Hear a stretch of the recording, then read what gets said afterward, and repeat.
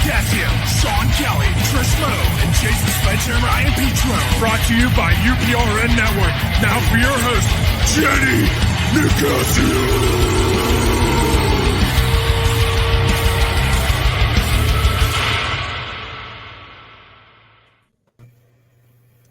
Good evening and welcome to Chasing Prophecy on the UPRN FM 105.3 New Orleans network, where we discuss anything and everything beyond the scope of normal. Remember to like us on YouTube and follow us on Facebook and like us too. Oh, we have an interesting show tonight. Stan Gordon is back in the house. We're going to discuss odd incidents reported throughout the year with the surge of activity since October and into the new year, guys. So stay tuned later in the show. Also, we'll be discussing red chemtrails that we didn't get to last week, Moundsville Penitentiary. We're going to talk about Elon Musk, AL technology, and of course, Chasing Prophecy off topic. So make sure you have your topics, guys. And you can post in the chat and comment and be involved in the conversation, or you can call into the show at 985-747-3817. But first, we have a word from our sponsor. This segment is brought to you by my friends at Old Timey Crimey. Old Timey Crimey is an historical true crime podcast hosted by Chrissy and Amber. They have over 150 episodes ranging from infamous crimes like those of Jack the Ripper. They like to dig into the weird, wild, with details and facts. What I like most about this show is their energy and humor while telling a good crime story. Like Chicago, 1933, a young man is kidnapped and his family will go to great lengths to get them back. And one of my favorites is when Chrissy tells Amber the story of Mary Avery, a little girl with the best nickname ever. Mary tore up the streets of San Francisco in the late 1800s. Or, Sean, this is one of your favorites, the Great Train Robbery of 1915, when three men try to pull off a daring train heist in West Virginia. One last big haul and missed the mark by a lot. If you enjoyed our paranormal investigation showing the crime and the history of the hauntings, you're going to love Old Timey Crimey. True crime is better in black and white, with over 150 episodes full length to bonus mini episodes. There's plenty to binge on a Saturday night. You can find a link on our social media platforms and a sample on our website, Old Timey Crimey, where they know that the good old days weren't always good. Thanks, gals. Okay, so how you guys doing tonight? We're hanging in. Happy Torture Tuesday. Wow. Did everybody have a wonderful Valentine's Day? Yeah. Yes. What? I'm celebrating National Singles Awareness Day today. It's the 15th. Me too. Yeah. I didn't even know there was one. Yeah, it's today. Oh, damn. Well, everybody that's single, there you go. Huh, Trish? Well, you know what? You know what was crazy this year? Now, I've been in the supermarket meat cutting business for 22 years. And every year at Valentine's Day, you have these young guys come up to me. And you can tell they're wanting to buy some meat in order to impress their girlfriends or their wives. And I give them the whole menu, you know, and it was like religiously. They do it every Valentine's Day. But here was the creepy thing this year. Not one guy bought no food or meat in order to cook his girlfriend or his wife a meal this year.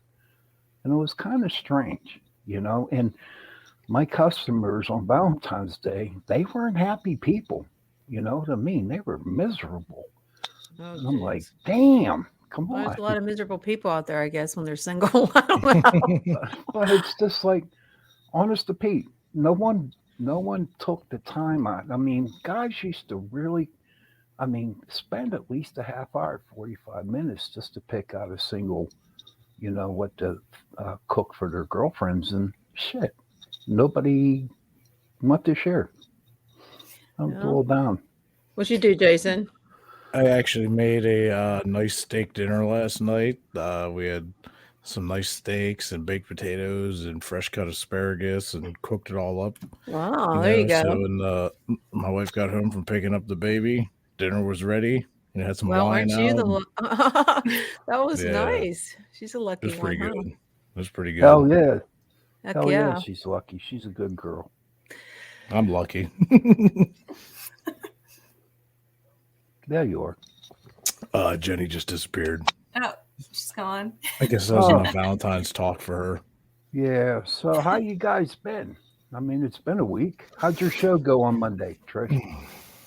Good. I had Flood from XV Planus on again. That we had him on our show back in January, I believe. Mm-hmm.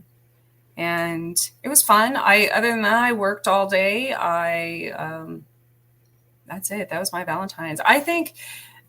Do you think it's a collective energy, like negative energy in the world because of everything going on right now? So it spreads, you know?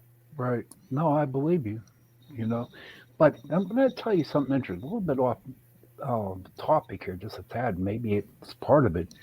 But I left work today at 6 o'clock and I looked up in the sky and there was a ton of chemtrails going on in the sky. Honest to God. Yeah.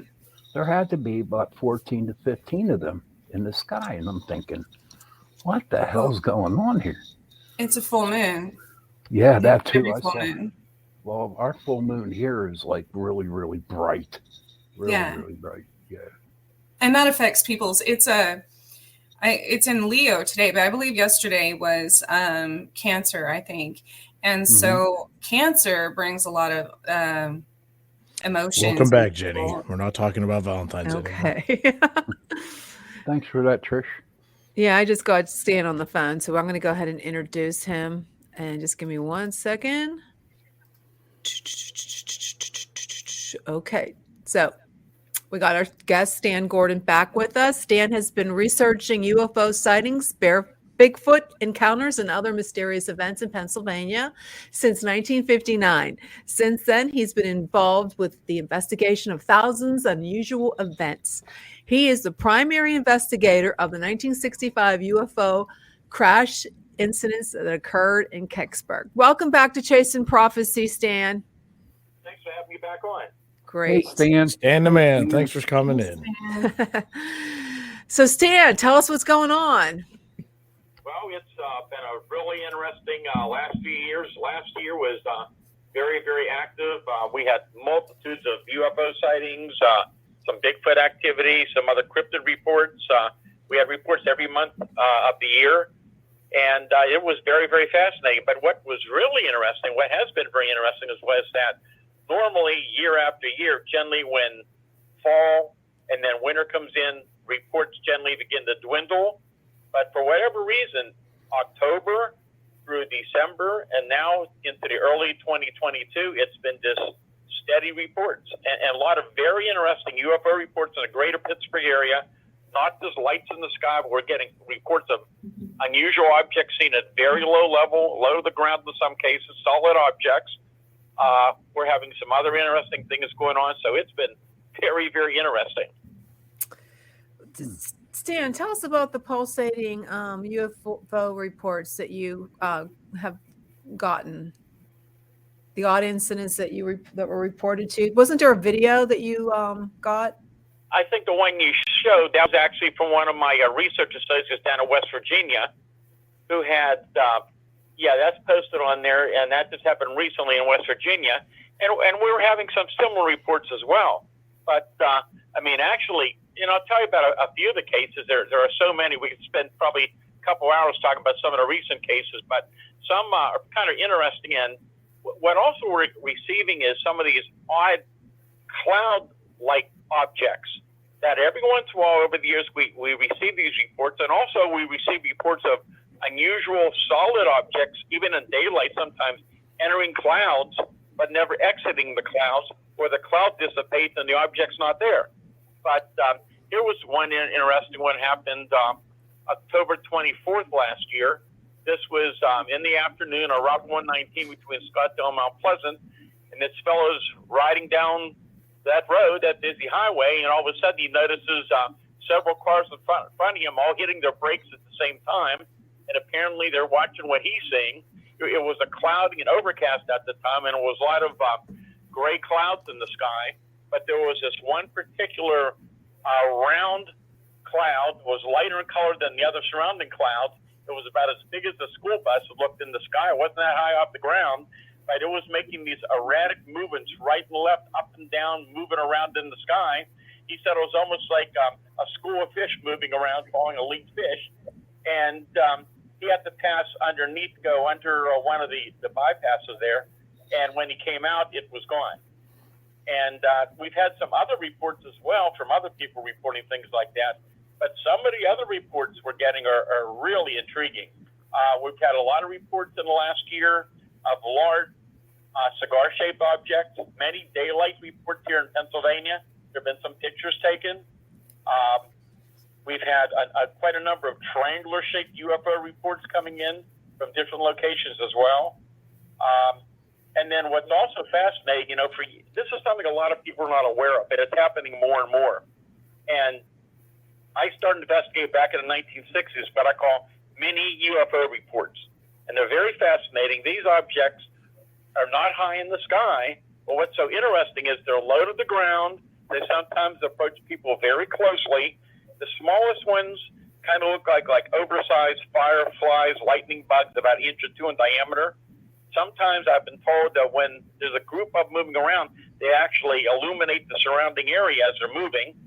And but the majority of them are about 1 to 2 feet in diameter. Some a little bigger, generally spherical, not always, but most times they're spherical. Sometimes they're solid metallic looking. In other cases, they're just brilliant spheres of various luminous colors. And I've had many cases of these. These have been reported even in recent weeks. I've had reports, or numerous reports last year. They're going year after year, but you don't hear a lot about it. I've had cases where they paced vehicles.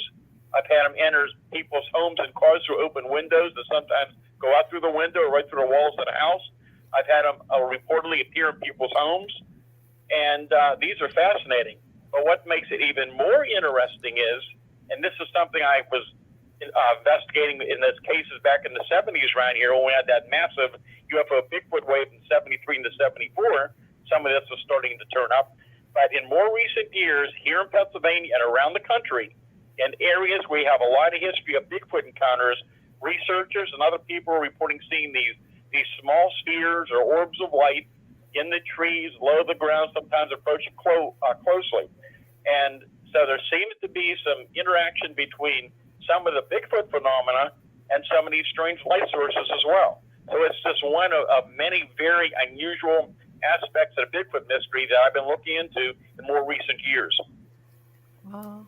What do you think about that? So, real quick, I want to ask you, you mentioned 119. You said Scottsdale area, correct? Pleasant, Scottsdale, yes. The reason I was just asking is because I drive a truck, and several times a week I'm on 119, multiple times a day, from Connellsville to Greensburg. So I go past the Scottsdale, and it's ironic because I'm always looking up at the sky because you could just see so much of it, just wondering if one day I'll see something. But now that you're saying that people are making claims to seeing something back in October, I'm definitely really going to keep my eyes open, from now on when I go out there. Well, also, now you've got to remember that a lot of, even though we get sporadic reports from all different areas, there's probably not an area around where we haven't had reports. And again, a lot of reports in the last year or so, all through the greater Pittsburgh area, including some of the metropolitan areas as well, and populated areas.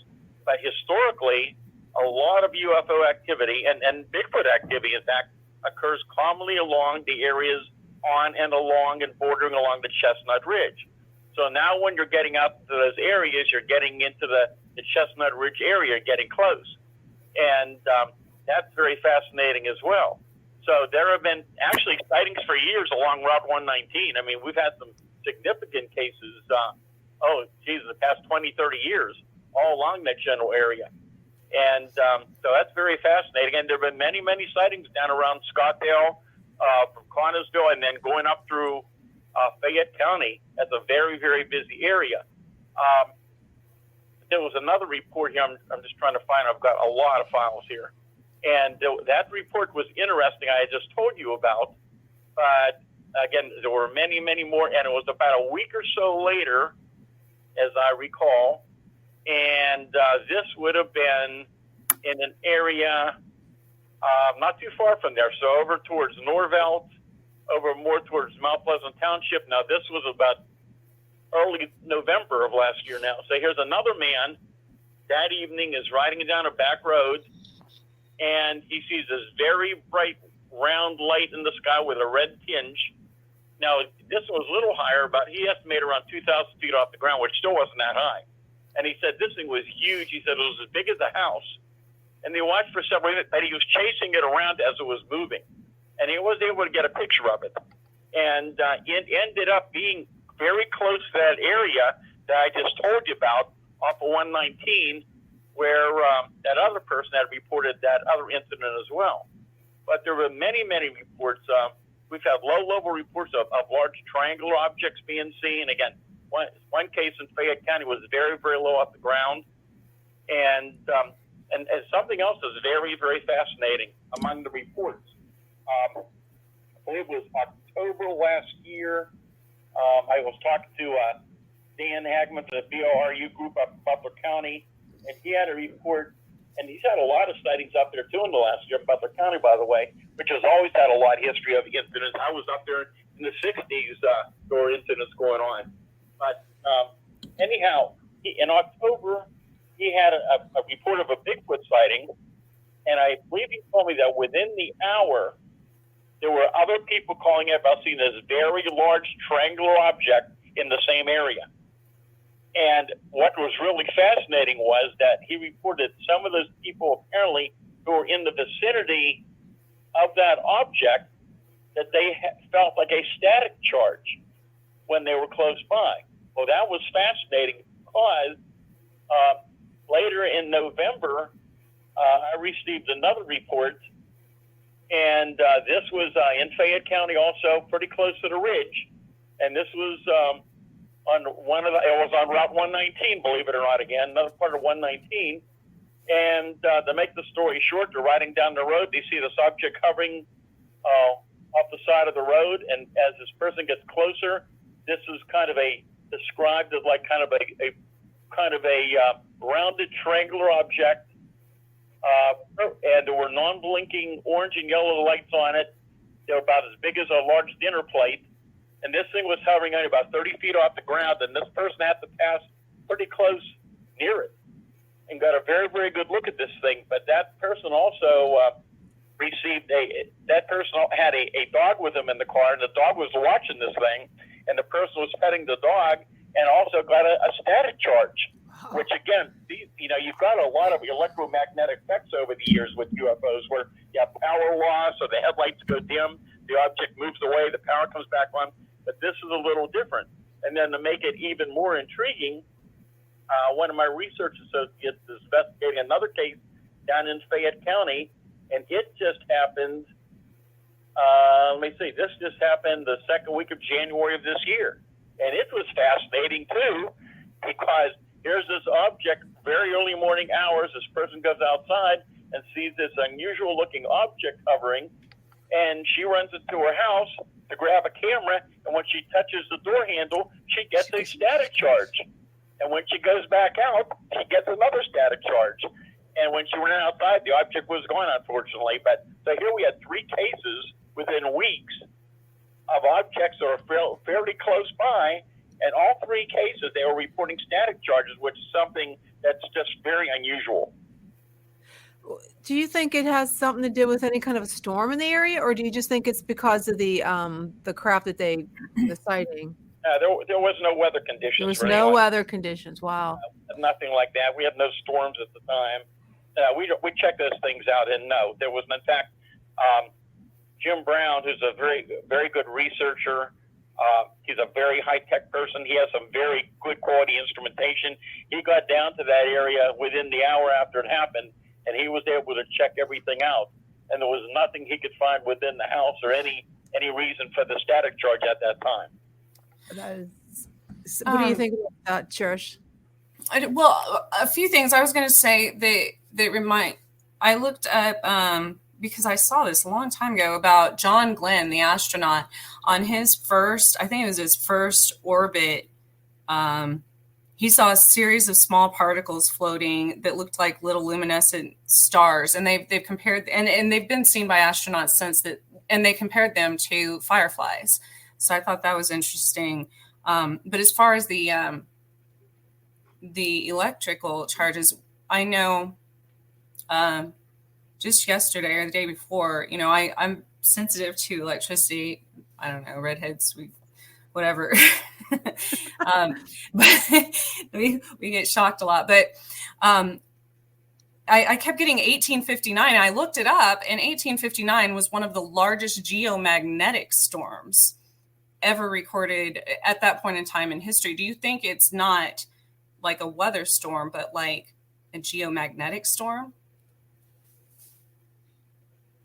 I haven't looked into that, but I've not seen any data suggesting that. I'm not aware of anything like that. I mean, there are times when there's solar flares, you have things a lot, that type of thing going on. But so far in these reports, these particular ones, these seems to be directly related to the object that was close by, which is what's really interesting.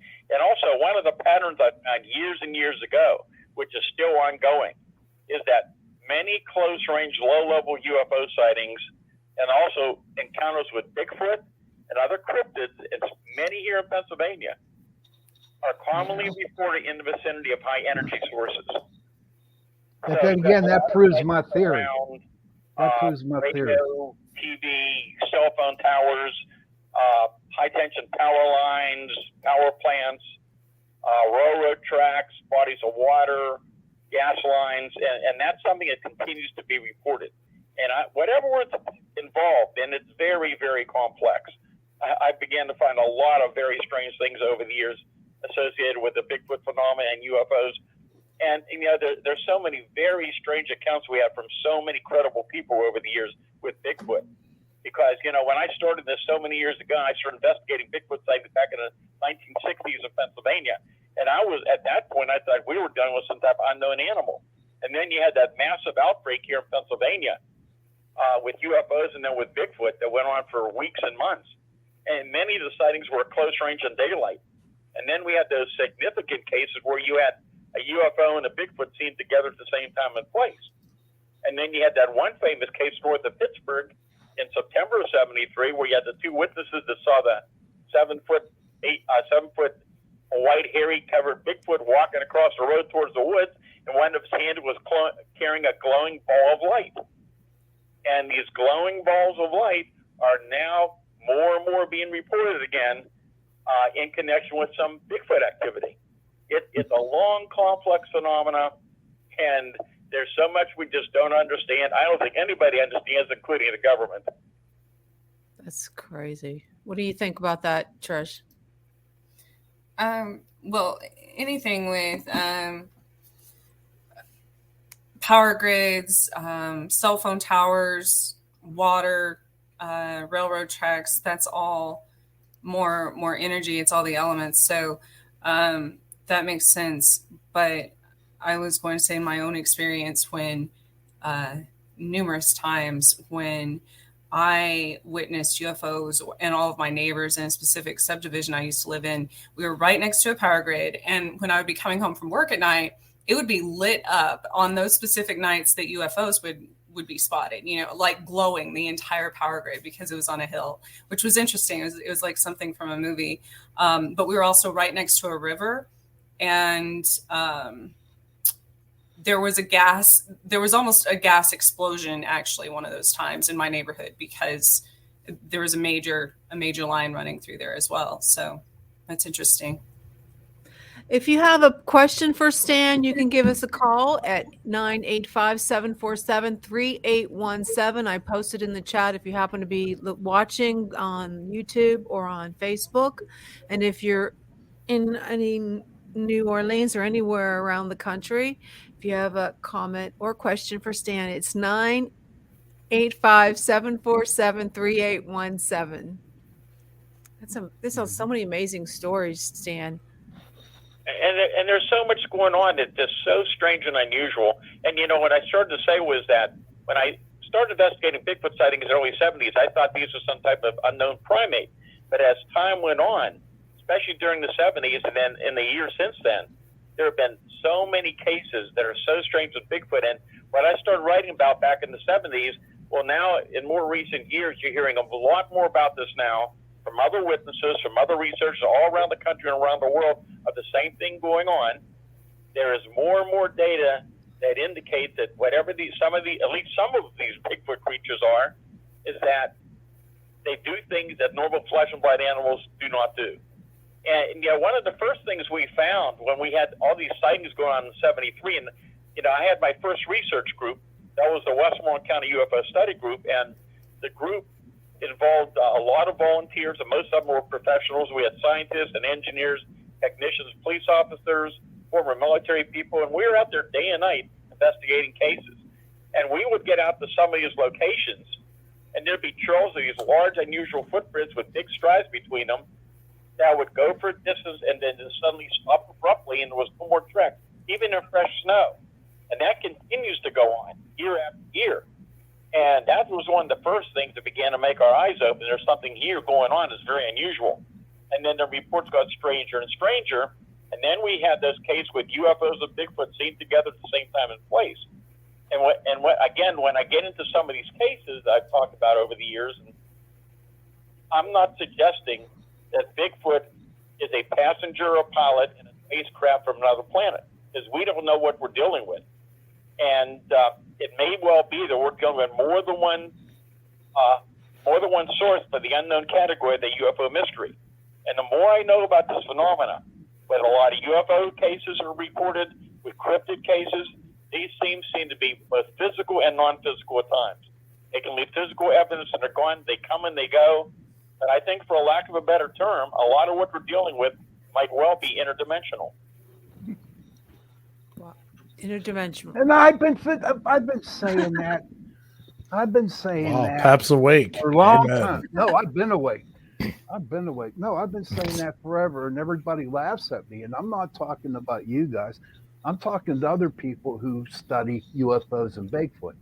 I have no doubt in my mind, in my heart, I do believe that them two are related, and them two work together. And I'll let it go for now. Well, I don't know if we've ever talked about the one case up in Fayette County during that massive wave in 73, 74 that was a convincing case to me and my teams that we're dealing with something with Bigfoot and UFOs that is just really unusual. Would you like me to tell you that story? Yes. Sure. Right, so it's February 6, 1974. And I don't know if some of you may have been around at the time, or you might remember, but the reason a lot of people remember is there was a big national trucker strike. Yeah. There was gas rationing across the country. Mm-hmm. There was some violence on the highways around the country and in Pennsylvania. So the National Guard and the state police were patrolling together. There were members of both units that actually responded to this incident. I couldn't get up to the scene because I couldn't get gas that evening in Greensburg. But anyhow, what happened was, so this is deep in the mountains, up in the direction towards Ohiopyle, where there have been a lot of Bigfoot sightings for years, and there still is. And this lady's in a little cabin home. She lived there all her life. She knew animals very well. She was a very good shot. And she was sitting here watching TV that evening. And she began to hear this little noise on her front porch. She had some empty pop cans out there, and something was knocking the pop cans around.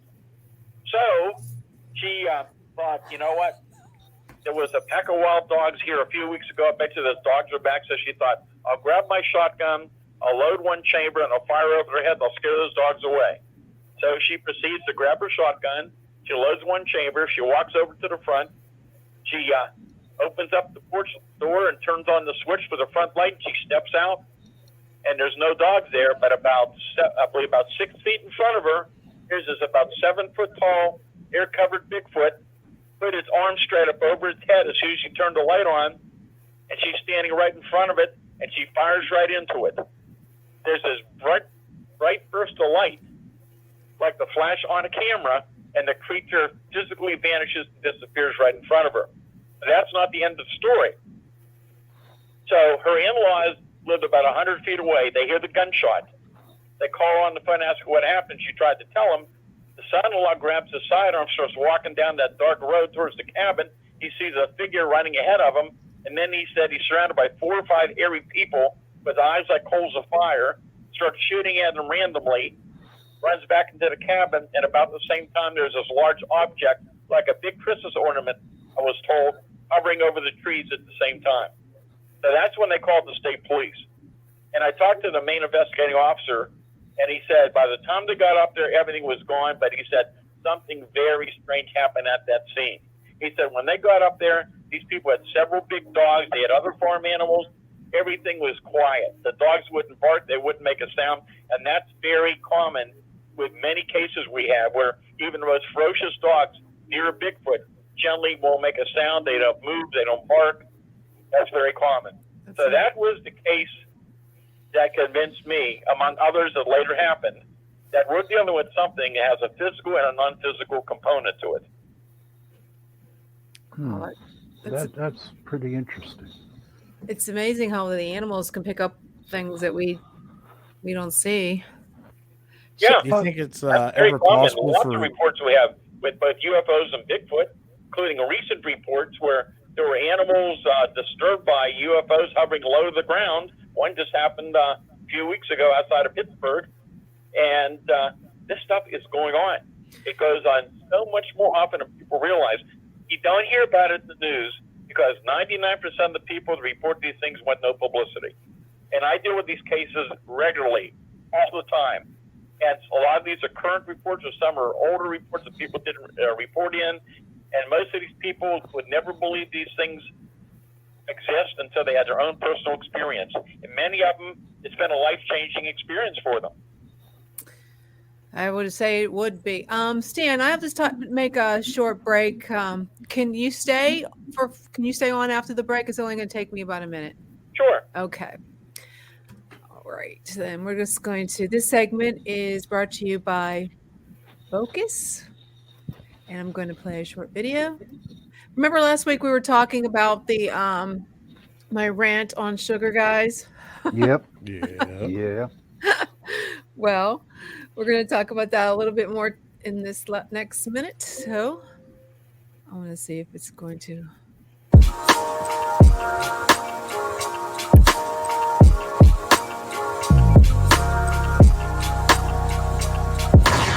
We were talking last week before about how sugar really is horrible and how it messes with you. Not only does it mess with your teeth, it's addicting.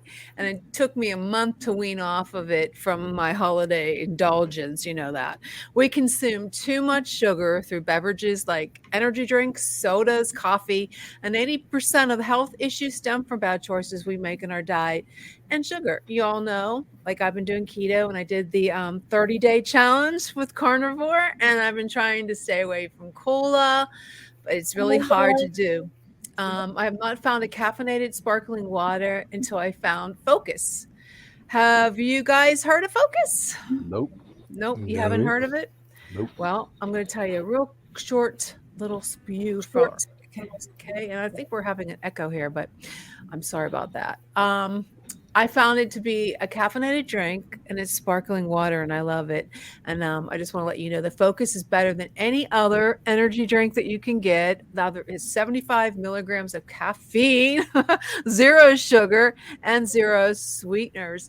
Seriously, guys, if you haven't tried it, Focus is delicious, health-conscious, thoroughly caffeinated sparkling water infused with boost of natural tea caffeine, and balance of L-lithium, and you can get clean energy from it. So, you know, we probably had some already because I'm a little, no, You won't get that with this. It's jitter free. So, I like to drink a lot of caffeine. So, and I can't spill out the words, but Jason, you know that. What I like about Focus is that the fact that Focus provides you with jitter free boost compared to any other caffeinated sugary beverage. And what do you think about that? Simply made to boost, balance, and bubbles. It's non-GMO.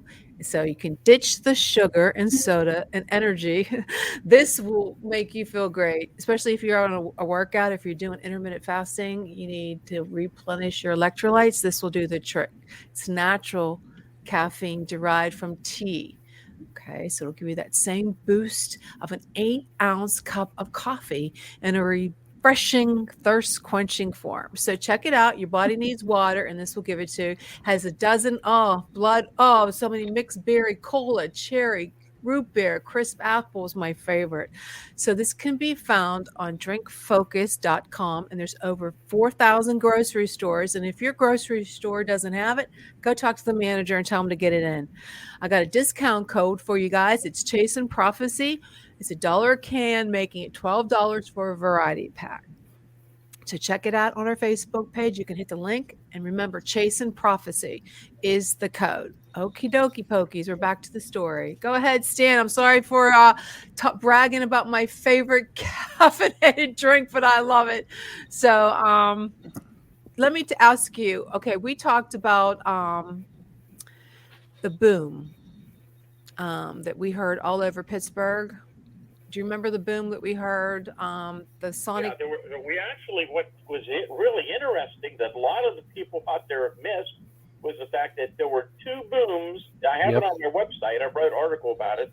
There were two booms 2 days apart. I mean, just one day and one the next day. So you had one December 31st, which was the interesting one, but the one everybody was talking about occurred, I believe, was January 1st. And 11:30.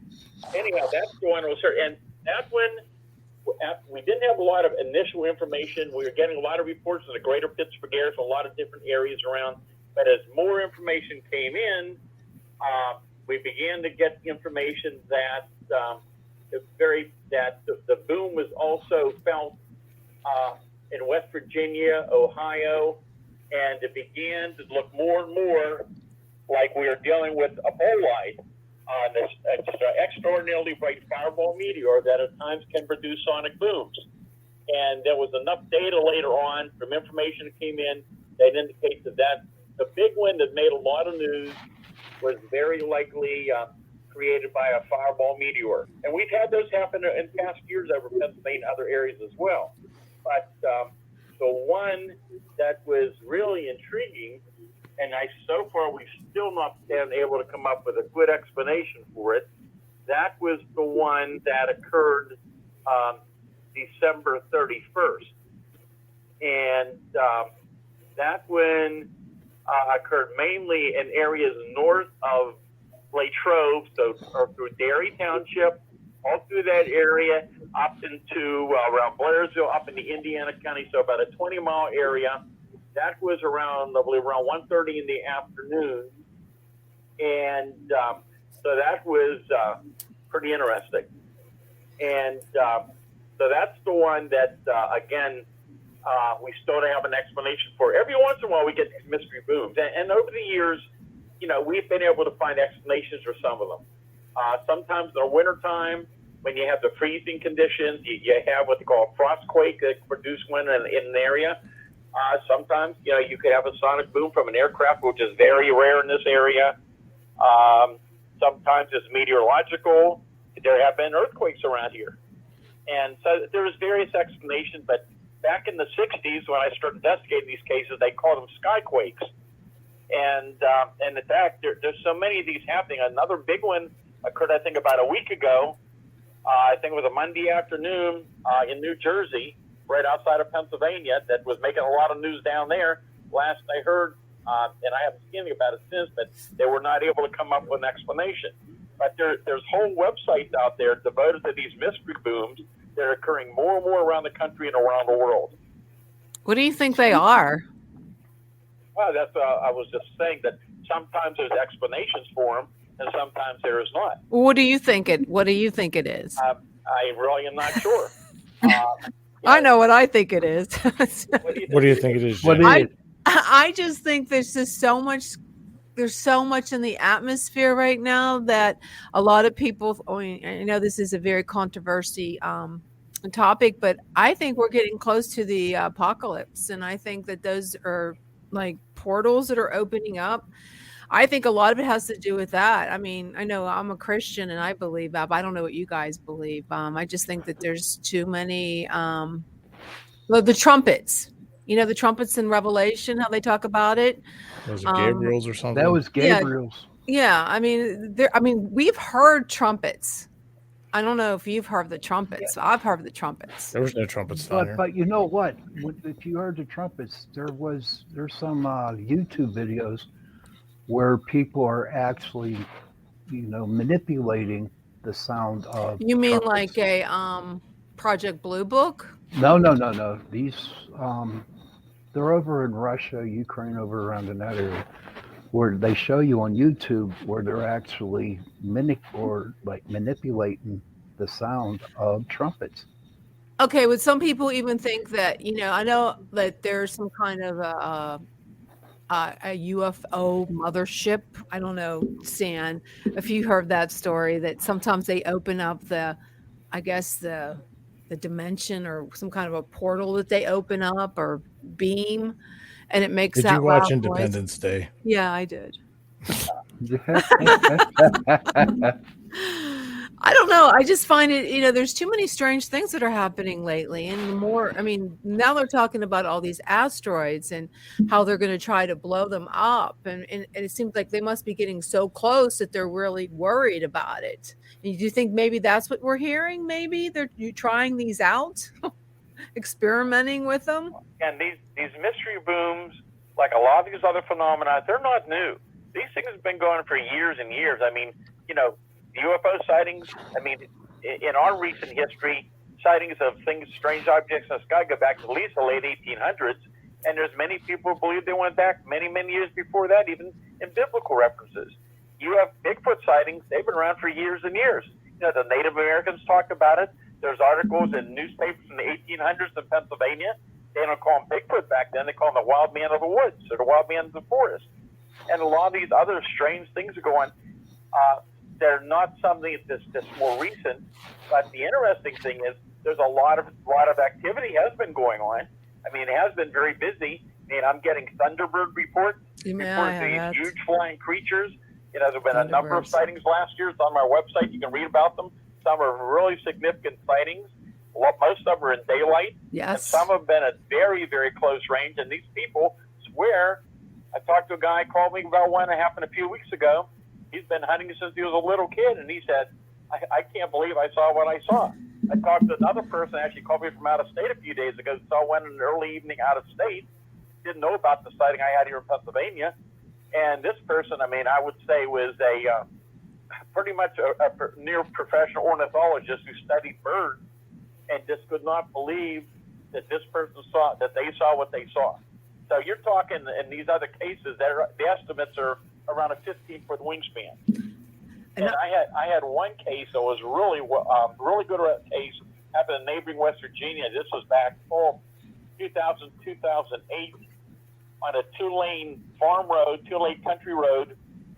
Guy's riding down there early morning, has to hit his brakes. There's this huge, giant, flying creature on the ground eating roadkill. It stood at least 4 feet tall. It was taller than the top of his vehicle. Its wings were spread out, and it's flapping its wings trying to get off the ground. So it's only a two-lane road. He can see the wingtips. So he can see the dust and dirt going up off the road as it's trying to raise itself off the ground, which it finally did. He went back the next day and measured the width of the road. It was 21 feet across.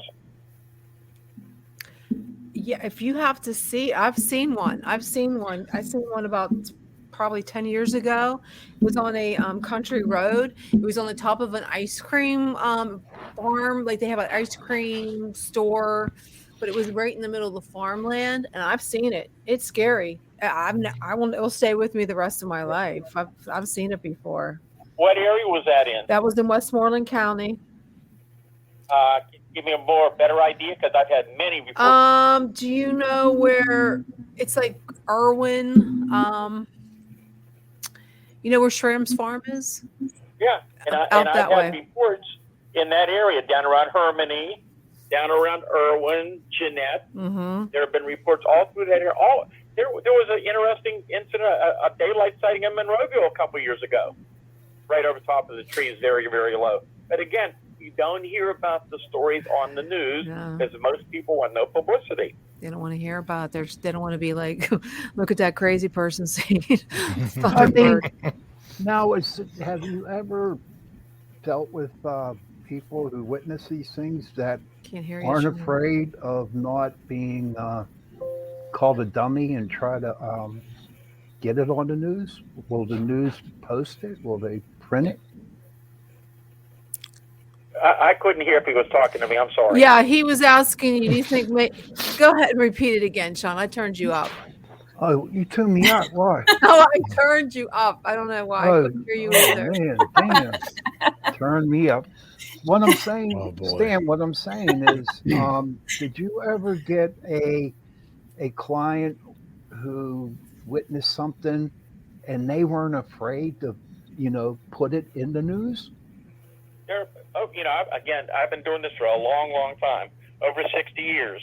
And over many, many years, in fact, long before we had the internet, the local papers would cover these stories quite often. There was a time before the internet?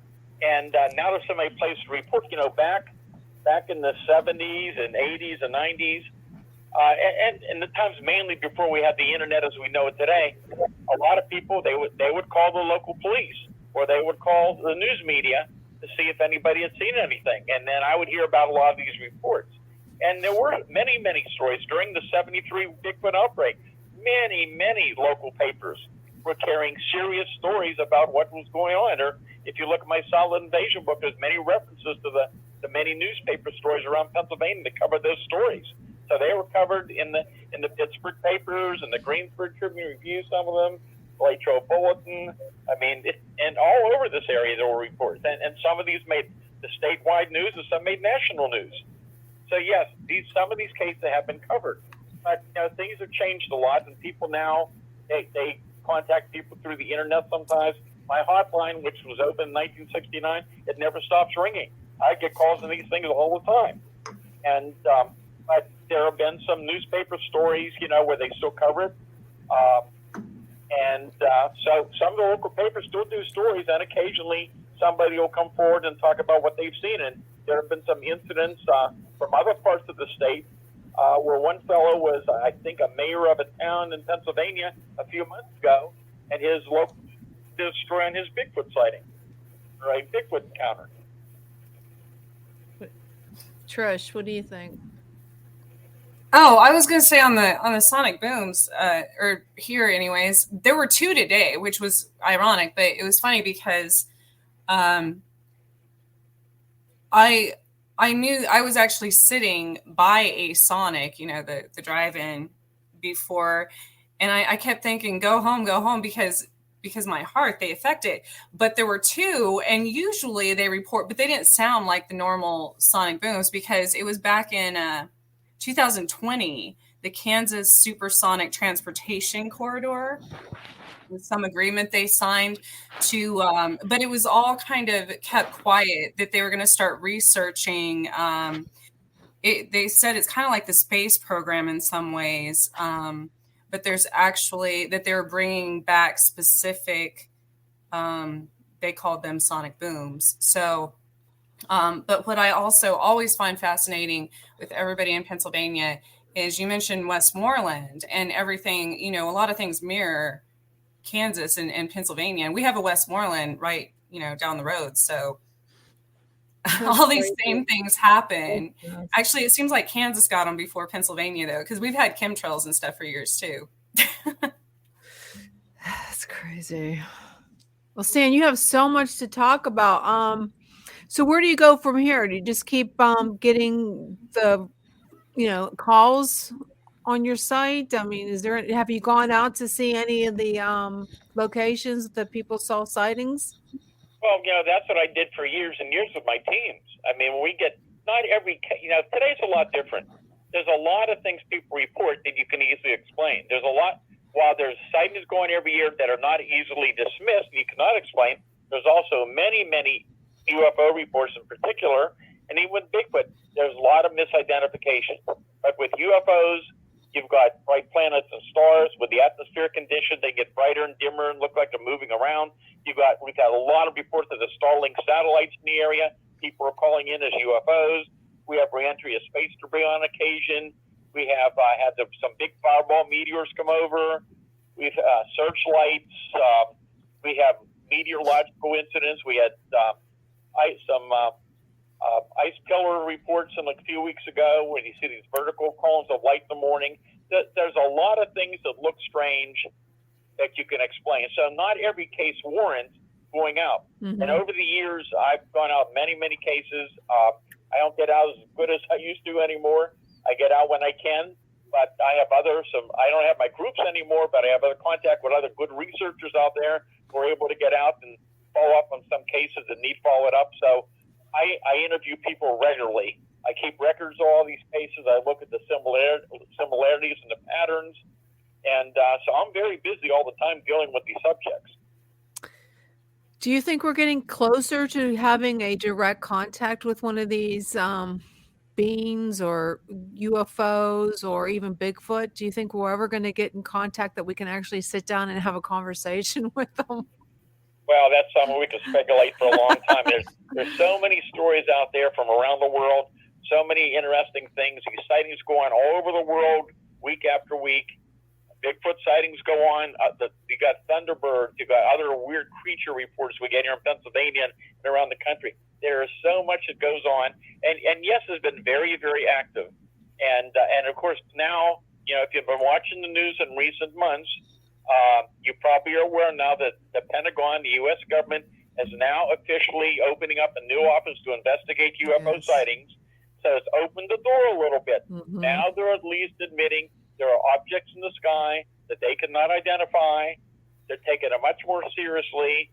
And, you had congressmen on Democrats and Republicans both who were really interested in this, pushing to get this done. And now it is being done. So in the weeks ahead, months ahead, I'm sure you'll hear more on the news about it. We'll have to wait and see how open they'll be with the public and with Congress. We're hopeful because we've seen in past UFO investigation cases the Air Force did that there was a lot of information that the public never heard about and never will. There was a lot of classified information, which I'm sure there's going to be a lot of classified information we're probably still not going to hear about. But at least it's an opening that now they're at least admitting that there are incidents going on out there, that military personnel, Navy personnel are seeing these things. There's things maneuvering around the ships out in the ocean, and Navy pilots are seeing them. But it goes far beyond that. I mean, over the years, I've interviewed numerous commercial pilots, private pilots, corporate pilots who have seen these things over Pennsylvania. And again, this is a phenomena that is ongoing. It goes on year after year, all year round. These things are all going on. And if anybody out there wants to talk with me, they can go to my website, stangordon.info. All my contact information's on there. And I'll be glad to talk with them, or they can share their experience if they'd like. Well, it sounds good to me. Well, thank you so much for coming back on. We appreciate it. Thank you, Sam. Yes, thank you, Stan. Thank you, Sam. You have a lot of information, interesting information. We'll be staying close to you. You have a great night. All right. Thanks very much. Have a good evening. You too. You too. Bye-bye. Very interesting. I have to say, I always like listening to Stan Gordon. He has so many years of experience in this phenomenon. Over 60 years. I know. It's like, Sean, wow. You're getting there. You're at 31. Yeah, I'm at 31. You're at 31 years experience. If I live to be another 29 years. You're not going to make it. No, I don't think so Let's just either. I be don't want to honest. make it, man. God. I've seen you eat. It's going to kill you. Oh, man. No, I've been losing weight. I don't do the keto, or I don't do, Did you take carnivore a dump or what? shit. Because I haven't noticed. Hey, let me tell you. No, seriously. I've been like watching what I'm eating. You have to. As you eat it, right? I don't know. It's good No, to no. watch. It's Well, because see- you longevity and you want to be healthy and you're going to have grandkids someday. You want to be able to run after them. That never happened, Jenny. That will never happen. You're never gonna- I'll be sitting on the porch, tossing the football at them. That's what I'm. You're not going to get up and. Oh hell no! Come on. Well, if you're dropping all these pounds by the time they're here, you should be skinny as a twig. You'd be running Oh, my around. God. Can you imagine me? According to the American Medical Association, Oh, here for we go. my height. No, listen, seriously. I'm supposed to weigh 171 Well, you don't have to pounds. go by that. Well, Yeah, according but that to- was also made back in like the 50s when everybody was a lot smaller. Oh, they're still going with that. Well, if you go by that, I don't believe in that insurance company things because everybody would be overweight. Even Trish would be overweight. We are all morbidly obese. We I are. go We to are. the gym every day. I would be overweight. We if I- are obese. I mean, you're Well, right, Jason. if you go by them, because muscle weighs more than fat. Okay, I don't know. I don't no, think I could be skinny. To be I don't- honest with you, Why do you want to be skinny? I don't Yeah, know. you don't want to be skinny. You gotta look like I Santa just want to Claus be. for December. I just want to be fit and healthy. That's all. I want to be sexy and 60. You got it already, so why worry about You're it? so Oh, funny. No, you're I'm so being funny. honest with you, Oh, Jenny. I'm being so honest Just with you. accept who you are and live your Yes, life and Jen, be happy. my How about God. that? I like to be healthy, Trish. You Right? remind me of Marilyn Yes. Monroe. Oh I my want my heart God. to live. Yeah, you want to be. I like going to the gym. I'm addicted to it. I like to work out. And I'll tell you what about my gym experience. Okay, you want to go off This topic? is 40 years ago. No. This is like 2 or 3 You're a years ago. jackass. Seriously, no, you didn't go to Nah, the gym. Yes, I For an did. investigation we did. That was about it. You had an No, investigation at a you gym? know what? I'm in there, and I mean, I wanna see hear these this. dudes and dudettes running on the treadmill, doing all these things, and here I come in, 285 pounds, and it's like they look at me like, "Ooh, what are you doing here? You don't Well, you're belong getting here." fit. You're getting fit. That's why you go But to the gym. still, I get a complex about it. That Well, you to should. me, they're looking at me like, "What are you?" I Well, think you you have doing? just to go- assume they're looking at you. Yeah, Everybody goes to the Now I'm gym. assuming. I'm You not go to the assuming. gym They do. and you They go turn work around out and- is to be healthy. Right. So Like And they nobody's have- gonna. Well, I mean, some people might, but who cares mean, what if they you think? go to But the- people usually Sure. don't criticize other people that are actually at the gym because they're doing something. You And they're know, I wearing mean, spandex and stuff. Yeah. I don't know. You can go to Planet Fitness. They don't, if you really want to go. But I I mean, mean, You know what was crazy about gyms? I was going to work. I started at like 5 a.m. one time. oh and yeah, they're opened up, and there Yeah, was I like used to go 30 5:30 cars in in the the morning. parking lot. 30 cars in the parking lot. I was like, damn. Once you get in Yeah, the I go out routine for of a show working a out lot. in the morning, you usually have more energy for the I day, used believe to it or go not. out to 5:30 in the morning when my kids were still in bed, and I would go to the gym. But not anymore. I work out at home now. Well, anyways, So- getting back. Go ahead, Trish. sorry. I'm Well, about the, I was going to say something with the stand thing. Have you all? It made me think about sonic booms and water and the research they did about that, how far it penetrates into water. Mhm. A few years ago, the Navy, there were all these reports and that they were killing fish and like dolphins and whales and stuff. Did you all hear about? Yeah, I heard about about that. And it was the frequency, the sound of it under the water that was throwing it off. But if that happens in the ocean and can penetrate water to a certain depth, humans are made of primarily water. So how do you think that would affect us? It's a full moon. Well, you know what, Trish? All I know is when all this weird stuff is going on, I'm acting like even today because it's a full moon. It's like I am so sensitive to all of what's going on out there, and I can see if there is the sonic boom and it has something to do with water. We're made, like you said, up of water. We're going to We're going to be affected by it somehow. Especially if they do them like around a full moon. And that's why I was thinking with my heart, and with AFib and stuff, because that triggers it a lot of the times. Not only just the full moon, but yeah, things like that. No, do you know when you're solar having? flares. Do you know that can you feel that when you go into AFib or not? Yeah, and it's You can feel it. always during these solar flares, power surges, full moon, things like that. So that's why I'm wondering how much, full moons, I'm sure they affect every animals and everything. If it can penetrate into the ocean that far, I'm sure it's affecting people as well. Most definitely. I think it yeah. does. No, I think it affects us. And the full moon really affects me. I could feel it coming on 2 days ago. I was like so Yeah, me too. It's the agitated. weirdest thing ever. So agitated. I wanted to punch somebody. It's like, It's 3 days before and 3 days after. So about 7 days in there. it's just I just Yeah, want it's to. weird. It's just like a whole week of chaos. And Yeah. anger. It is. Seriously, I'm like that, Jason. I get so angry, and so I can't listen. Oh, I to agree the with you. I just want to choke people out all day. Well, I want to do that every day as it is, anyways. But this week So more lately, it seems like there's certain times of the full moon, like it's like right before the full moon, like the day before, and then like I'm fine after tomorrow. I'll be fine. But today is like, oh my God. But leading up to the full moon is when I have a personality problem. That's what it's Augie has a question. He goes, Sure. Why does a full moon affect the way people act and behave? And I'll tell you why. Because, like Tristan, you said, our body's made up of 70% water. Okay. Mhm. And you know what it does when the full moon comes in? It affects the tides out there in the oceans. So it's actually affecting us on the inside. Definitely. It does mess you up.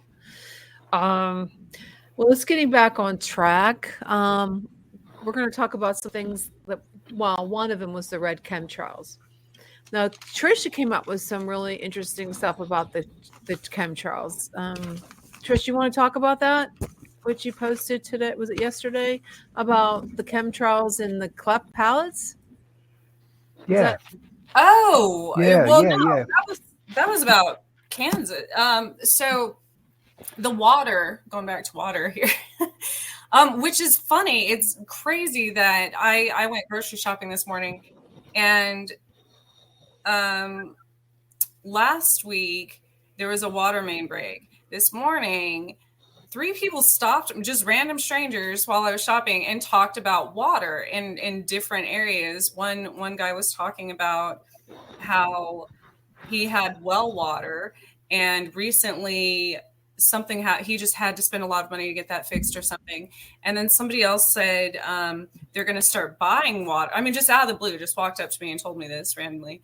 They're going to start buying water from the local, it's like Lindy Spring or something, that distributes bottled water. And then the water main break. And I'm thinking, that's odd that that's happened all within like 10 minutes. Well, he's seriously about buying water, because you should stock up on the water. You don't know what's and I had just bought a big I refill those big like 5-gallon jugs. And, getting the chemtrails. Now, there's this, a lot of people are seeing this red chemtrails. Now, when I think of red chemtrails, I think of pesticides. Now, there's thinking of other stuff. Has any of you guys heard about the chemtrails, especially the ones that are colored? No, I'm not so much about the colored ones, but I did do a little research on chemtrails. And a lot of articles that I read from France, from Britain, and the United States, they're all claiming that there's nothing wrong with these chemtrails, that it's actually a plane releasing mist into the air. And It's I from was their like, engines. Thank you. yeah, so it's like, okay, so you see all these planes going on and releasing this stuff in the air, they're from their engines. But they said there's no way there is any biological warfare or whatever the government is trying to do. Okay, well, why is there so many? Is it because there's how many so planes many? there are in a day. There's so many. I remember that one time I did an investigation down in Charleroi, and I brought this up a long time ago, that it was like in the middle of wintertime, and when I went out to have a smoke, there were actually 3 crosses, honest to God, like the big one and 2 small ones on the side. of the chemtrail, and I'm thinking, what the hell? How did that happen? Did you ever see a blue chemtrail? Never did. That's when planes are emptying the bathrooms. Are you serious? Yeah. There's red, white, and blue, right? There Yeah, was for like America. there's a book about that Red, or white, and something. blue. So that's their Yeah, just like Porta Johns. You know, you got the Oh blue my mess God. water down there. So when you see blue ones, that's just planes releasing all that waste. Okay, Well- so we just figure it's nothing to be worried about, that they're not No. okay. No. Okay. So in Kansas, though, there was a report Back in Kansas. years ago. This is from 2010 because it was when California started doing the study of chemtrails, and Kansas does so many because we have all the farm. You know, there's all the farmland and stuff. All the farmland. But they said what they're now breathing in. Ethylene, aluminum oxide, barium salts, mercury. What's all this? But all these things that cause, and I've noticed every time they do this around here, everybody's coughing and has asthma problems and all kinds of stuff. And then what I was telling you all about as far as the chemtrails over the fields with the pesticides and stuff, that's where it leaches into the food. So then they did studies. It starts affecting the livestock, obviously. Yeah. All of your wheat, all of your corn, all of your soy. And then Kansas, the water obviously drains the Kansas River, goes through Missouri all the way down south to the Gulf. So it goes to the ocean. We're one of the major, in the Midwest. I learned this at the zoo this summer. Actually, they had a study about the entire diagram of how much all of the chemicals and fertilizers and stuff that are put on the crops in the Midwest, where most of them are. Don't you think all those chemicals are causing problems with birth defects? Just like absolutely. Rhonda just said, chemtrails can have bacteria, viruses, chemicals that can affect the environment, our crops, our children. Yeah, I think there's more to it than I have to disagree with you, Jason and Sean. I do think that something is going on because it seems like the more chemtrails there are in a certain area, there's more rise in birth defects and cancers. Yeah. So I'm with you, Trish, on that. So I'm sorry to tell you, Sean and Jason, but you're out. Oh, And really? that's so in the schools here, as far as reports on even cancer in young children, the cleft lips, cleft palates, things that are directly related to especially all the chemical, not the fertilizers, but the pesticides. That contaminates not just the water, the soil, everything. So the air, clearly. So come back at you.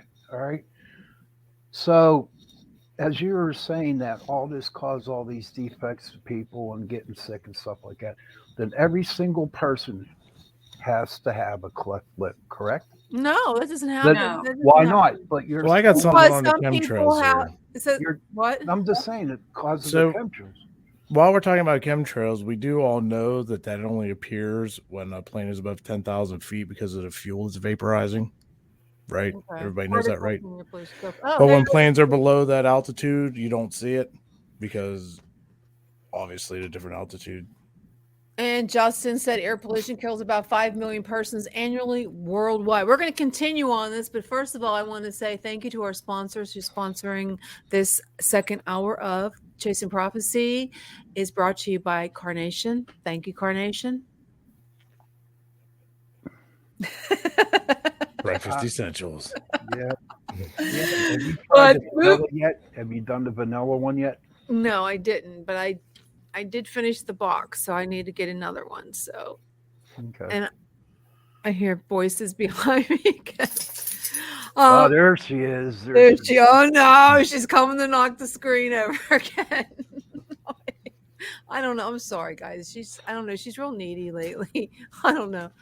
Her sister's not doing well.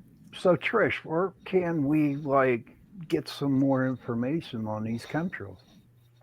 Well, where can we actually research? I want to know how they are all this other crap other than just fuel that's vaporizing.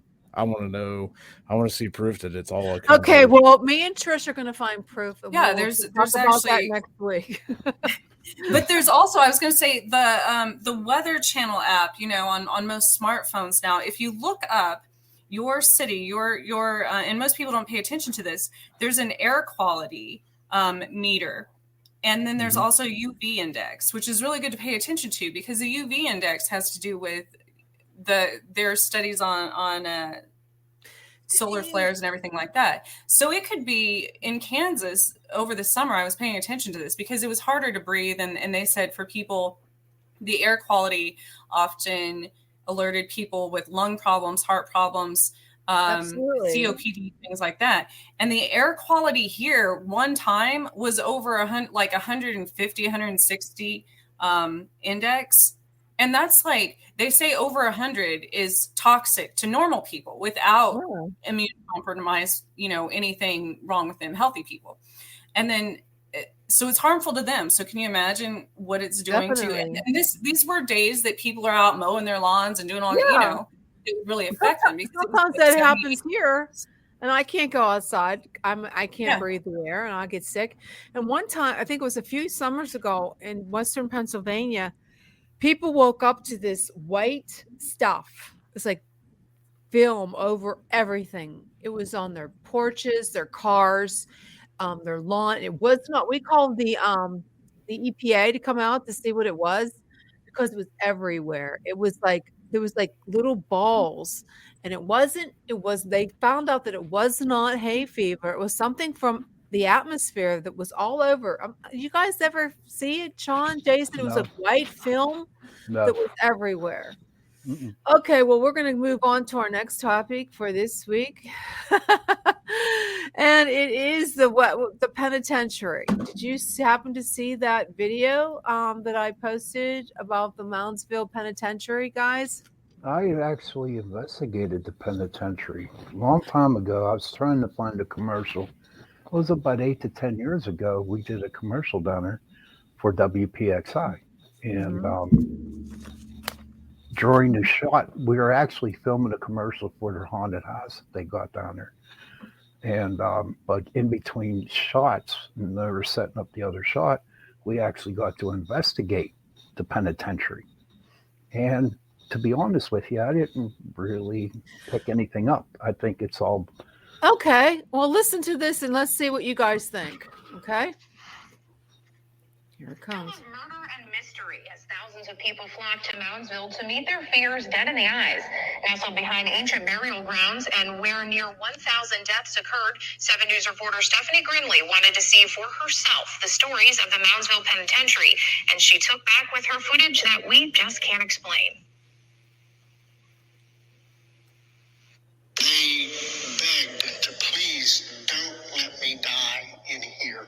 Huh? Your 12,000 locals head to the pen each year to be scared for fun during the season when leaves shrivel and fall from the trees.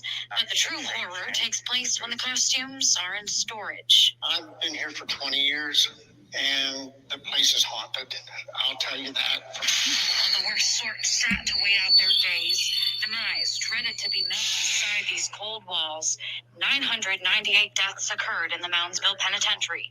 Souls, some say, still linger. Among the wretched lives murdered, a leader of the Aryan Brotherhood, William Red Snyder, was violently stabbed 37 times in his cell.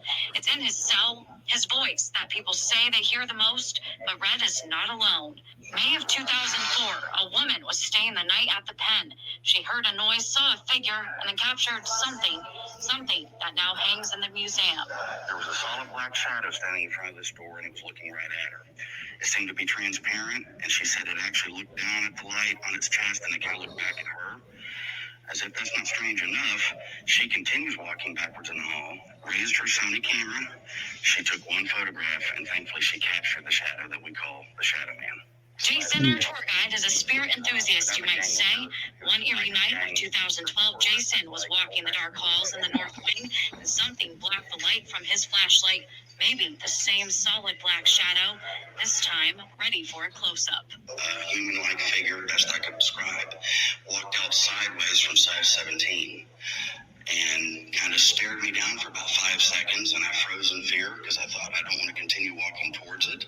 I don't want to turn my back on it. So a few moments later, I decided I'm going to walk out backwards. And the entire time I did that, I got out of sight around the corner. Whatever that thing was still standing there staring at me. Did you hear that?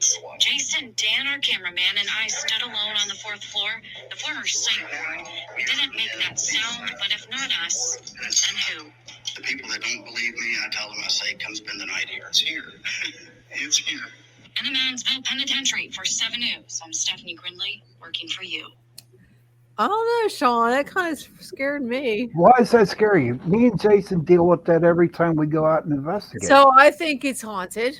Okay, yeah, it's haunted. You said you didn't think it was haunted. No, we didn't pick anything up when we were down there. The place that really creeped me out down in that whole place, there's a little chapel that sits out in the middle of the field. That creeped me out. But I mean, we got our cameras, we did everything we could, our EVPs, and so you think it's a dud? You think no, it's not dud. The place is haunted. I mean, you can feel it in the air. But me and Jason deal with that wherever we go. Well, Jason, what do you think about Moundsville? You think it's I personally haven't been there. It's definitely on my bucket list to check out. Especially with all the equipment I have, run all kinds of different cameras and meters and whatever. And I've caught a shadow man on actual camera before. I think it was on a Nikon D3300 in the cemetery. So I do believe it's possible to catch up shadow figures, and hopefully someday I can investigate the penitentiary and actually see for myself if it's haunted or not, or if it's just old building noises and crazy lightings. Well, we got a caller. Go ahead, caller. Hi, go ahead. I'm sorry, I had you on mute. Go ahead. I said hi, everybody. How are you? Good. Good. I had to call in, Sean. I had to on this one because, I agree with you on a big point there. A lot of it's commercial hike. I went out there with Shelley for our paranormal, and we spent the night and had a private investigation.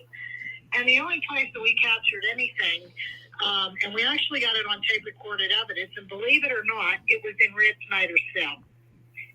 Shelley actually still has the clips, and they were plain as day. As for the rest of the prison, we went on a private investigation, and I also went on one of those commercial hype ones where there was absolutely nothing that went on.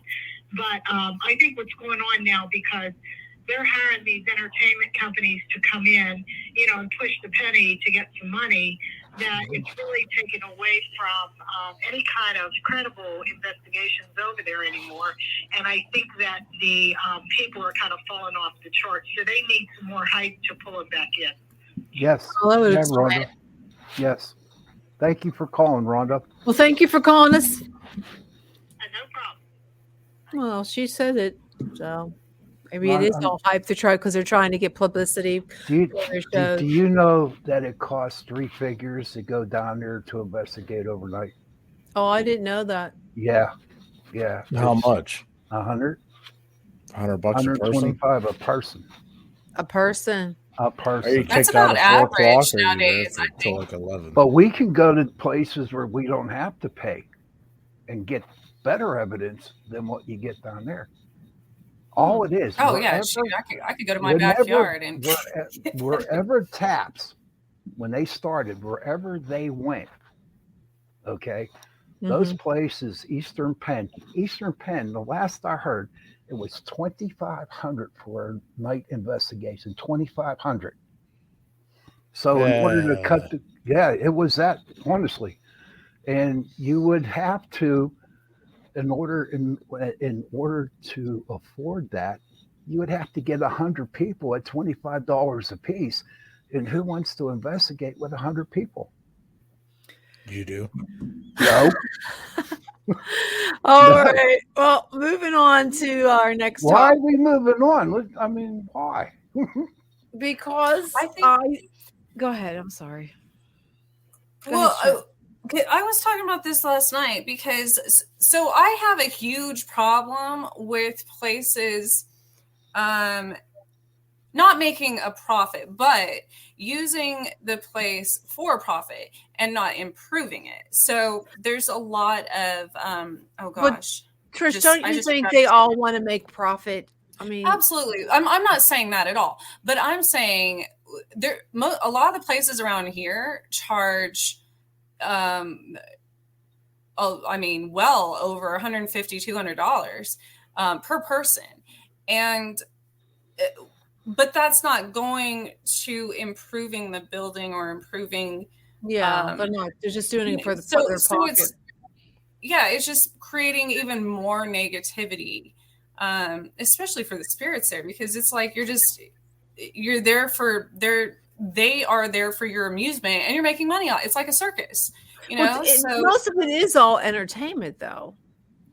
Think about it. I mean, I don't see it that way as a medium at all, because I think at all. You go to haunted houses in October around Halloween for entertainment. Yeah, right. Ghost hunting is different. And that's what I'm saying. And that's the difference, because spirits can, one, give us a lot of information historically about crimes, about all kinds of things. And, you know, it's like, I always tell people, how would you feel if you knew that was one of your ancestors, one of your relatives, and somebody was exercising that every single night just for somebody, you know, for somebody's. Well, yeah. Well, don't you think the family doesn't like that? I mean, if you're going to keep doing it, I mean, trying to, like, on the Blair house, all these people that live in this house. I mean, why do you keep wanting conjuring them up? Let them rest in peace. Exactly. Now there's so what it's doing is creating even more. You do that. You round them up. You get them all riled up, and it's creating more negative energy, not just there, in the entire area of the house. So I'm sorry. What was the guest from the Hinsdale house that his name just slipped my mind a few weeks ago? Dan. Yes. Dan. So he was saying they're doing things to improve the property, right? Mm-hmm. You know, fixing it up, planting flowers, stuff like that. And now they're having better experiences with interactions with the spirits there, which makes sense. Why do all interactions have to be negative and cause us like a jump thrill factor? You know what I mean? I think it's kind of cruel to the spirits, but that's because as a medium, that's why don't the spirits leave then? That's a question. That's a good question. That's what we're supposed to help them do. Some of them are stuck there and they need to help go to the light. Do you guys help people go to the light? Yeah, I do. Like on Medium and Ghost Whisperer? I do. Yes, I do. A lot of them don't. Some of them don't know they're dead. Some of it's not even.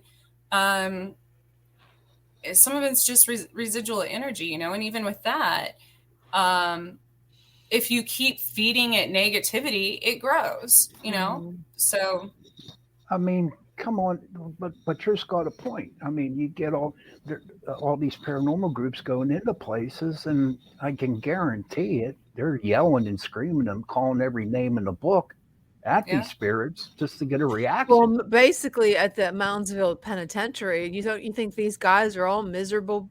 They're all in prison. They died there. They're going to be mad. They're going to be angry. They're not going to be happy ghosts. They're going to be mean, miserable. What if they're all just actually putting on a show? Negative energy. Like, what if? What do you mean? What if all these spirits know they're dead, know the people are coming, and then being a menace? Unless they're doing it.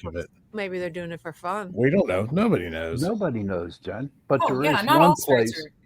There is one place, though, Prospect Place, down in Trimway, Ohio. The money that they get from the paranormal groups going in to investigate, they took this 1902 mansion, I think it was the year, and they rebuilt it. Well, that's nice. So they used the money for good. That's good. And that transmutes the energy there, that creates, that raises the vibration. So does, you know, like planting flowers and stuff, because it's not just especially with prisons and asylums and stuff, it's not just the spirits there. It's also the building itself, the land, everything, you know, everything has energy. So if you think of a building, a lot of people would say, oh no, that's ridiculous. You know, an actual building cannot haunt something, but that's not true, because a lot of buildings are made out of wood. Wood is a living thing, or was. Wood has a spirit. So, well, most of the shows, Trish, they're all for the money, because that's entertainment. That's how they make That's exactly. all those Exactly. paranormal shows, are all in it for the money, like anything else, like Elon Musk and his that leads us to our next topic.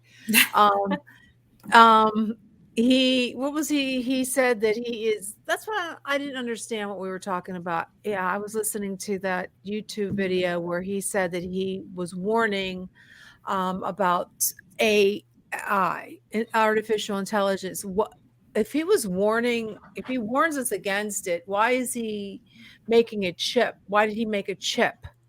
Basically, it turns the human body into an AI. Trish, did you think, yes, and that's one I had never, I don't watch the news or TV or anything 99% of the time. But this one, and this is just in the last year or so, he started changing his perspective, I guess. I mean, I wasn't familiar with the things he'd done before. But he said artificial intelligence can elicit the next world war and would come out to dominate the world. In one interview, and that was just that was a year ago.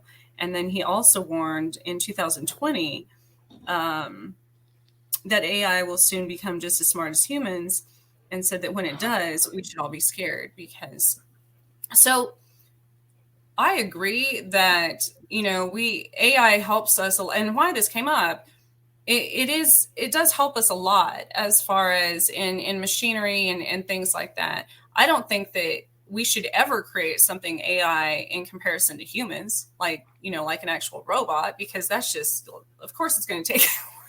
Well, he invented that. What's it called? It's called a Neuralink that goes into your brain.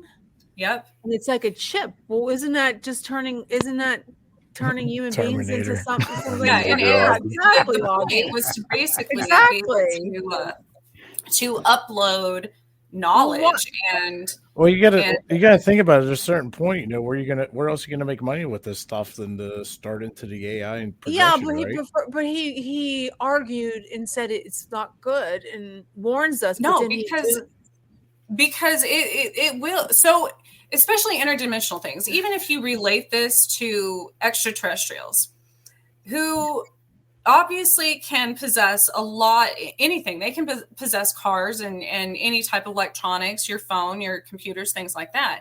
So when you get a body for one, what do you think it's going to do? I mean, seriously, and then especially something that's highly intelligent. But also I was thinking about with the Olympics recently, they're showing how all of the athletes, the place they're staying, when they go to the cafeteria or whatever, their food comes down from the ceiling, a robot makes it, and it's delivered by a machine. Cheap labor. Well, we're never going to have. Nobody wants to work. That's all that's going to happen. There's not going to be enough. But that's another thing. Then the ones that do, where are people going to? I mean, nobody wants to work. No one's going to want to leave their house because they'll be connected to artificial intelligence, and you can say, I want to go to the beach. Okay, guys, I'm going to go to the beach right now. And I put this thing on my head, and you never have to leave the house. And not only that, I was on the highway next to, I know people are going to comment on this about it, but I was next to on the highway when they had all the trucks that are automated tractor trailers driving up from Texas or wherever. They're going to the That's the scariest thing. If you're driving next to one of those, that's scary as hell. And there is no new final destination. That's all it is. You're like, holy hell, this is like Transformers, right? I mean, it's and they were all in a row, So, how do those determine? I mean, they've already come out with problems with Tesla being, people suing Tesla because their car didn't stop in time because they were taking a nap. What? Oh my God! Like, at what point are these things regulated? Yeah, Elon is just another tech fetish. Forgive me for saying so, but I've met a lot of them over the years. Been a sci-fi author since 1986. Tesla should have a model called the Siesta. So you can get a Tesla Justin, Siesta. If you've been you're a sci-fi author, you have to come on the show. We'll have to talk sci-fi. No. Just in case. Just in case. Oh, it's just in case. I like that name. Just in case of what? You need shorts. just in case.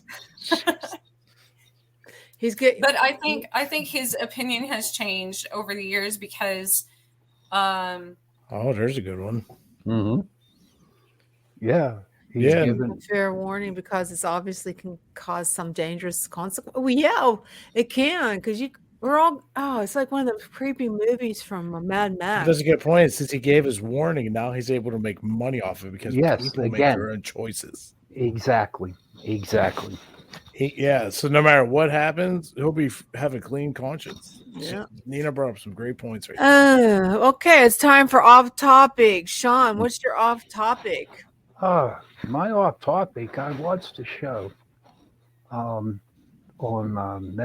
Discovery Plus, and it was about vampires in America. Oh. Yeah, it happened to deal with out in Arizona. There's these two guys were called out because a lot of these cattle were having mutilations. There's a lot of cattle mutilations. So it's the vampires that are doing it. Yeah. Are you watching Supernatural again? And no. I'll send you the link to it. And no, I believe you. I recollect an episode. And then these two are going and interviewing different people, and they found the nest at an old trucking place, and they're showing it was so fucking. Sorry, Joe. We're gonna get flagged. I don't understand. My question to you all? Is there vampires in America? Oh, hell yeah, I'm a vampire. No, I'm talking. Do you feed off of blood?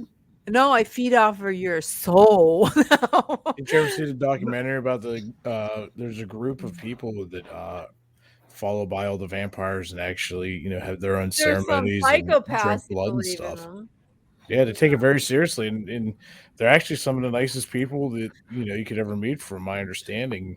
From watching it and everything, and they put a lot into their communities. Is this the TikTok couple that go on TikTok and they think that they claim they're vampires? Mm-hmm. No, there's nothing from TikTok. Trust me.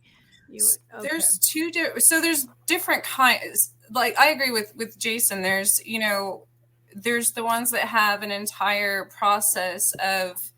From my understanding, obviously the people they obtain their blood from are 100% like tested and all this stuff. There's an entire process to it. And then there's the ones there's like underground, especially right. There's underground clubs in cities where there's vampires.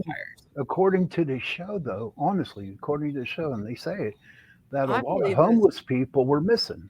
Well, there you go, James. The Nova, the New Orleans Vampire Association. There you go. Because look it up. Those are some serious people. Are missing because the Nova team are going around sucking their blood. No, negative. That's not true. Joe, where are you? Okay, Jason, what's your off topic for tonight? Well, since we had Valentine's Day yesterday, what about the actual Valentine's Day massacre in 1929? There you go. Was it the north side of Chicago gang members? There were 7 of them. They got shot from the southern. I forget what mob boss they said may have been related, but they'd never been able to prove it. But what really caught me was these mob guys were so loyal to what they did. One of the guys that got shot was still alive by the time the police got there, and they asked him who did this, and he told them nobody. He said nobody did this. That's how loyal they're loyal gang members. Mafia guys and gang guys were, back then, and sort of like Yellowstone, right? So I was like, wow, that just kind of hits different, because really, where's our loyalty today, out there? Yeah, there isn't any loyalty. There's no loyalty at all. Trisha, you're off topic. Oh gosh, I had 2 on topics. Okay. I don't know. Well, why don't we ask Mr. Predictor? Oh God, here comes the flea market. Here it comes. So that can be an off topic. Did you get that from Trader Jack's? No, Trisha, go ahead. What do you want to ask? Mr. Predictor? Yesterday, at my job, somebody came up to me with it was very strange, and with an 8-ball, like a pool ball, and said, This 8-ball's got a big chip out of it. Do you consider that unlucky? And I'm like, That is unlucky. That's- It has yeah, definitely. It's funny you brought that up. Trish, you want to ask Mr. Predictor a question?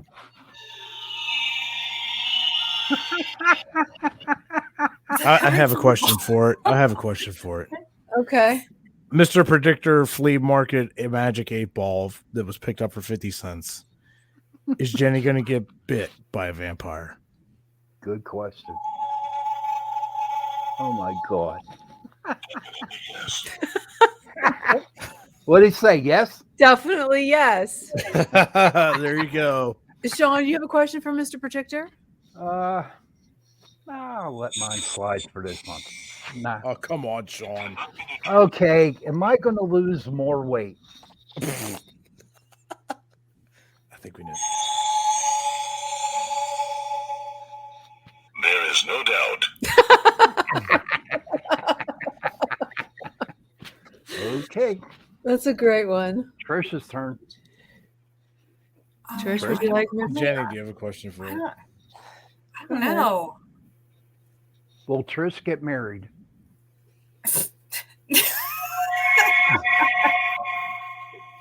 It is a certainty. There you go. Oh, Why? Why would I do that again? Well, Jason hit the lottery. Hell no.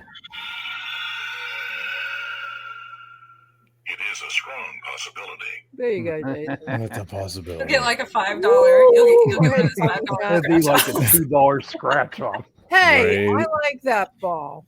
That's better than the other one that I can't see. I have an off topic. What? Oh, I am reading Dogs That Know When Their Owners Are Coming Home. Can you see that? Yeah. It's an they old are the book. best alarm clocks, and just And other unexplained powers of animals. Well, I'm going to tell you a little story that happened to my son, who lost his kitty, his beloved kitty, he's had him for like 15 years. Well, he passed away. They had to put his kitty to sleep because it was so sick. Well, you know how people grieve their animals. Well, for some reason he decided to go to Animal Friends. And there's a kitty there that says on the little tag, very shy. It doesn't like anybody. My son goes into the Animal Friends and he sees the kitty, and the kitty was sleeping, and he just went like this on his head, knocked on his head, wake him up. And the cat jumped, got up, was so excited, got up, and he jumped on his shoulder. Just like his other cat that passed away. Now, isn't that weird? And he's acting like the cat that passed away.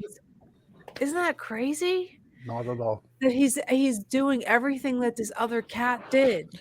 You know, I can relate to that story. I have a couple things.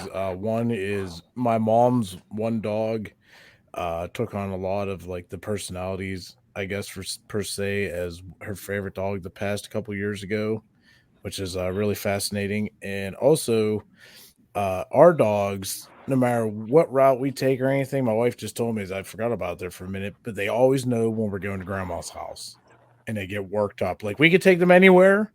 They'll be fine and calm in the car, but we could take separate routes to grandma's house every single time, and they just know where we're going and start getting all wild in the car and jumping everywhere. And it's just something else how animals, they just know. It's like, how does it? I mean, what do you think is going on with the cat though? Is it possible that the cat can go jumps bodies or souls? Reincarnation, Yeah, spirit. reincarnate. Yeah, why not? But can Why they not? do that with a living cat? Yes. Yes. How? Like What People, happens? people what can get possessed and stuff. Anybody, it could happen to anything. It's just energy. So what it's do you just what happens transferred. to the other cat that was real shy? Is it just put in his someplace else in its soul, or do they have a soul? Yeah, they just lock it up in a Foot Locker and put a padlock on it, and then the new one takes over. But they say our souls can be in multiple places at one time, so there is a way especially even with living, I mean, not just somebody who's passed on. I mean, so it's just too that works with too animals, too. strange. I mean, it's like the cat is like the same cat. I mean, I've never seen anything like it. I mean, it's highly, they say everything happens for a reason, the kitty passing, and then, he happened to go to that place in particular. And, this one particular cat, it's just weird. Everything happens for reasons, and it could be spiritual or it could just been meant to be. Yeah. You think it's that cat? I mean, there's a picture I'm trying to find. It's just too strange that it's the same. It's the same. They do the same thing. I mean, the way he took the picture, there was two, like he's sitting on his shoulder, and it looks just like the other cat. It's weird. It's really cool, but go ahead, Trish. Everything also repeats itself. So because I noticed, like, I adopted my cat that actually decided to stay with my parents now because they live in the country. It was February 13th. A long time, like 7 years ago or something. And then just recently, coming up on certain years, I repeat these same patterns. So I just adopted Thor, recently. So can you see that? You see how the cat's doing this? The one on the bottom is the deceased cat, and the one on top is the brand new cat. Oh, don't say that. That looks like my cat. They do the same thing. It's weird. Like your cat. Your cat's not going anywhere. Don't worry. Well, I mean, the one with my parents, she's getting, she's pretty, well, I mean, she's not that old. She's like 8 years old now, maybe. That's a baby for a kitty. Yeah. But she does stay outside and inside. And there's a lot outside there in the country. So speaking of cats, I remember years ago, it was probably 8 or 9 years ago now. My dad was living by himself, and he's always had a cat. Well, he didn't. This is after I moved out and stuff, and he didn't have a cat anymore. So the wife and I, we adopted a cat that kind of reminded me of one he had when I was a kid, named Shenzi. It was like an orange tabby. So we adopted this cat. His name was Julius, and we just dropped him off. Like, my dad wasn't home. I had a key, opened the door, we got a box and litter and all that stuff, sit in there, and just left. So it was like a surprise. Well, the cat was like real anxious. He had bad anxiety and didn't take to him very well. And it was coming up on Christmas time. And I remember my dad told the cat, he said, if you don't warm up to me by Christmas, then you're going to have to go. And believe it or not, Christmas Day, the cat actually just come out, jumped up on his lap, curled up, and just started purring on Christmas Day. So that was kind of cool, because he told me, he's like, this cat, it's clawing everything. He's beating me up. It's just not working out. I appreciate it, blah, blah, blah. And then, he told me what happened on Christmas Day. I was like, well, that's pretty interesting there. Yeah. That's really interesting. Animals are, what's that show on for the 5 a.m.? Animals are great. On the 5. Great. Most people like their animals more than other people. Hell That's yeah. true. I like my dog better than a lot of human beings. I like people like my tea in a bag and underwater. Oh my God.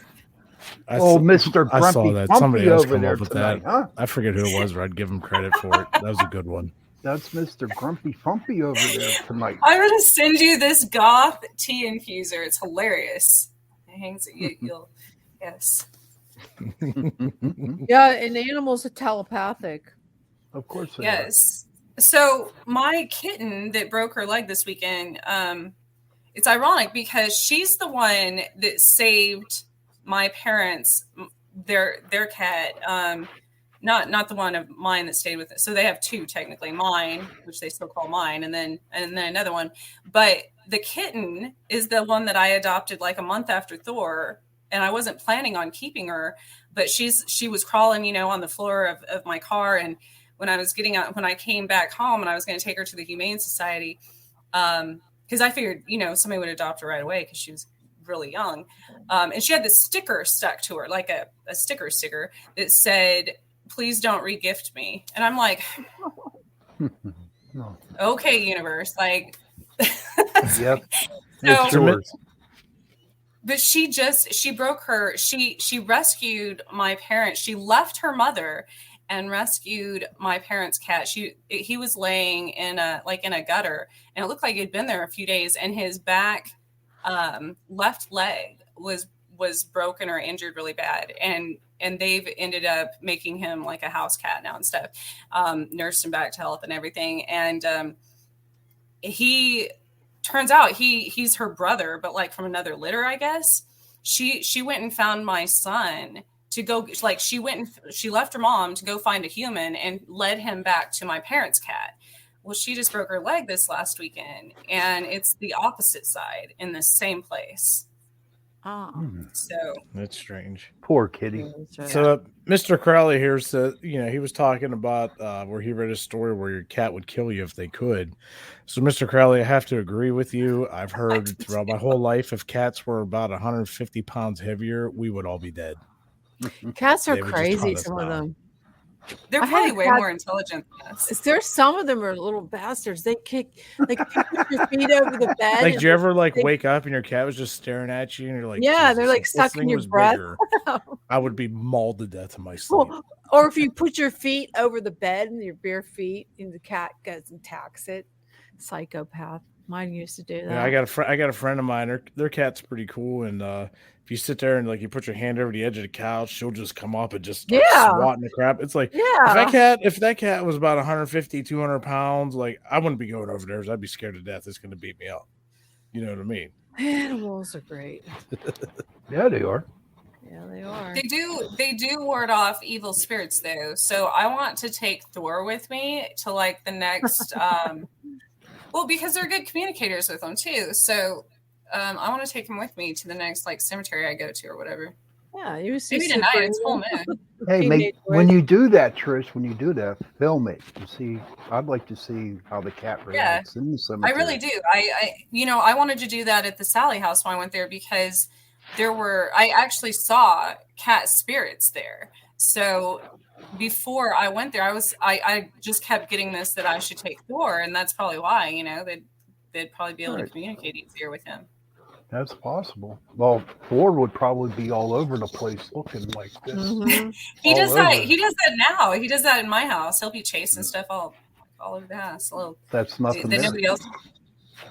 Well, so I see them. Nobody else can. What's your show tonight, John? My show tonight. Do your meditation again. I want to go back to sleep. Was it that bad? My meditation? No, I went to sleep. You should hear what she said about it before you got on here. You're a big liar. No, great. There's I just don't like the way people are in the world today. So I'm going to talk about how you hate two movies, Christmas movies, A Christmas Carol and It's a Wonderful Life. I'm going to talk about those. What about Santa's Sleigh? No. What about movie? I'm tired of people being mean. Sean, why don't you talk about, like, you're coming up to St. Patrick's Day coming up. Why don't you talk about some kind of leprechaun story? Well, I'm chasing the leprechaun. Little green man chasing you around with a pitchfork. I am chasing the leprechaun right now, and I will be posting it on TikTok. What do you mean you're chasing a leprechaun? They say leprechauns, there's gold. Okay, where's this leprechaun? I want to meet him. Oh, don't worry, you'll meet him. Go to the grocery store in the cereal aisle and you'll find him. No. He's about this tall. Where can I find this guy at? I'm going to watch him. Where's he at? I want to grab I want his pot of gold. I want to beat him up. I'm telling you, I'm going to be posting all my movements on TikTok. Oh, right. I'm going to listen. All right, good. I'm not. All right. You're not. We're going to check on out, guys. So thanks for tuning in to Chasing Prophecy. See you next week. Thank you for listening to Torture Tuesday. Good night. Good night.